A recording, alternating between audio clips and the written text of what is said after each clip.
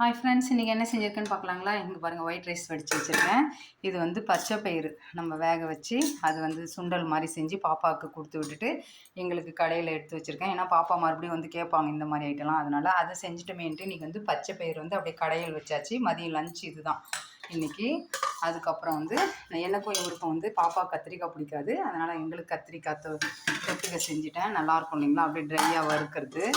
அப்புறம் இது வந்து என்னென்னா குருமா. நம்ம வந்து எல்லாம் நூக்கல், சௌச்சௌ, காலிஃப்ளவர் எல்லாம் போட்ட குருமா. இது நேற்று வச்ச ரசம் தான் அப்படியே இருக்கு பாருங்கள். நான் கடைக்கு இது 2 எடுத்து வச்சுருக்கேன். இது என்னென்னா பழைய சாதம் ஃப்ரெண்ட்ஸ், கொஞ்சம் மீந்துடுச்சு. அது நான் மோர் போட்டு வச்சுருக்கேன். இவர் சாப்பிடுவார், ரொம்ப பிடிக்கும் அவருக்கு. சப்பாத்தி செஞ்சுட்டேன் காலையில். இதுக்கு பாப்பாவுக்கு வந்து ஆலு பரோட்டா வேணும்னு கேட்டிருந்தாங்க. அதனால் வந்து ஆலு பரோட்டா, காயின் பரோட்டா மாதிரி. இது மாவு கோதுமை மாவு தான் ஃப்ரெண்ட்ஸ், சூப்பராக இருக்கும். அதில் தான் செஞ்சது. இது செம்ம டேஸ்ட்டாக இருக்கும். அவங்க இதெல்லாம் எடுத்துகிட்டு போயிருக்காங்க. இங்கே பாருங்கள், எல்லாம் சாதம் அப்படியே போட்டு பாத்திரம்லாம் கிடக்கு. கிச்சன் எல்லாம் இதெல்லாம் எடுத்து ஏற கட்டிட்டு இனிமேல் எல்லாம் முடிச்சுட்டு கடைக்கு கிளம்பணும் கடன்னு இது பண்ணிவிட்டு. ஏன்னா போனால் தான் அவர் தனியாக இருப்பார். அதனால் இங்கே எல்லாம் முடிஞ்சாச்சு. அவ்வளோதான் ஃப்ரெண்ட்ஸ். நீங்களாம் என்ன செஞ்சீங்கன்னு சொல்லுங்கள். நெக்ஸ்ட் வீடியோவில் பார்க்கலாம். பாய்.